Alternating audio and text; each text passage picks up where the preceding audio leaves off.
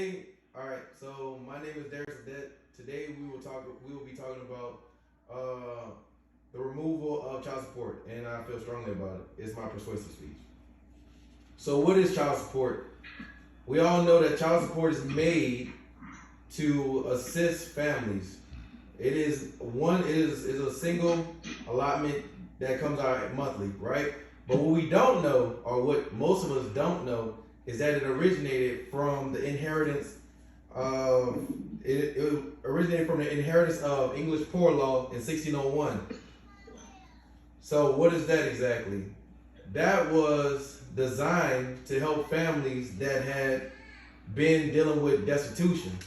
Destitution being destitution being destitution being poverty so extreme that one lacks the means to provide for oneself. So child support has been around since the 13 colonies. Actually, it existed during the 13 colonies, which was dated 1776.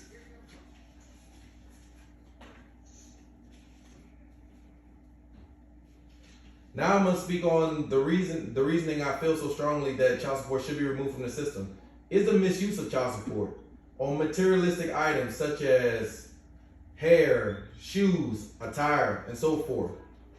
I know growing up, some of y'all might have seen the kids wearing Jordans while others were wearing FUBU or Bufu or whatever so forth, right?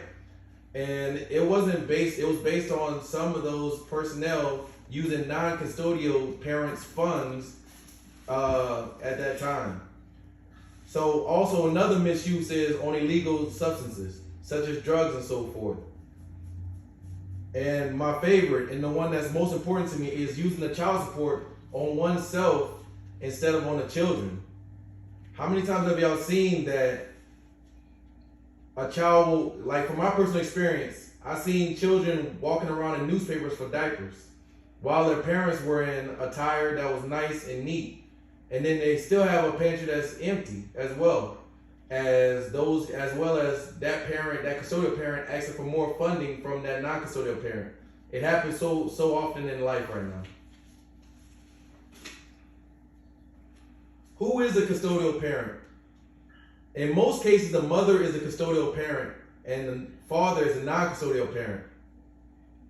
There are some cases where the custodial parent will hold the child or children from their non-custodial parent. They'll hold it against them for the fact that they want to increase child support and so forth. So it's kind of crazy that someone can have that much power to say, hey, you can't see your son or daughter until you give me more financial gain. The courts can get involved, but that's another process in itself. And the problem is that you're paying money to spend time with your kids, but you don't have access to your kids until the courts actually modify the agreement.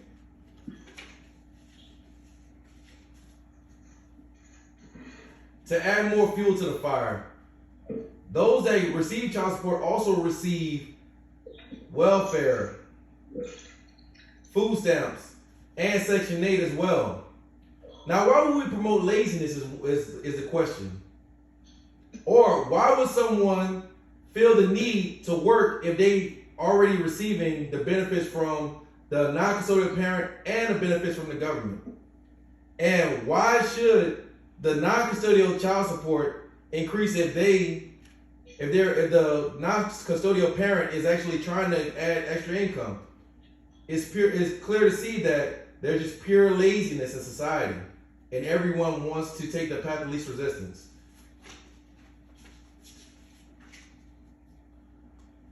Child support is a crutch, and it's a crutch that gives the custodial parent a way out of trying to do hard work. The child should be in the care of the best provider, the person that can provide these things. So I think child support should be removed because of the fact of the matter is, if you need someone to actually provide the majority of your income, then you should not be put in that place to actually have that child or children. And then the problem also becomes that non-custodial parent does seem to actually add additional income. They add additional income on top of the child support, so causing them to be crippled at the fact that now they have to not only figure out their bills, but they also have to figure out how to give their kids everything they might need at that time. We all know about COVID-19 and the effect that it had on the world, the pandemic. What most people don't know is that businesses shut down and most people were on skeleton crews. That made it hard for non-custodial parents to actually provide for their kids. And then, according to Justia News, the non-custodial parents had a way to actually adjust their payments for child support. But how can you tell someone to adjust their child support funding when there wasn't any funding at the time?